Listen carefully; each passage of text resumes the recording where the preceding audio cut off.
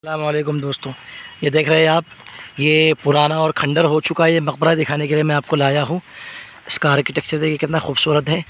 मकबरा गिर रहा है, छत गिर गई है, दीवारें गिर गई है।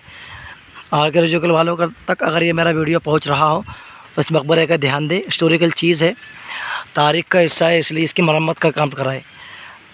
पूरा देखिए आप किस तरीके से बना हुआ है। बुरहानपुर शहर के अंदर दोस्तों, आबादी से बाहर के हिस्से के अंदर ये मकबरा बना हुआ है।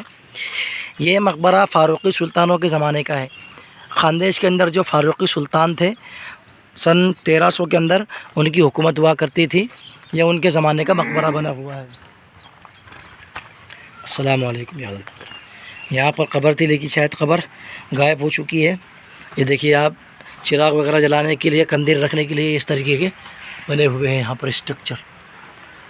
दोस्तों, पुराने ज़माने के अंदर ये मकबरा काफ़ी खूबसूरत रहा होगा, लेकिन वक्त के साथ साथ मिट्टी के अंदर दबता चला गया है और अपने उरूज की ज़वाल की को दास्तान को बयान कर रहा है।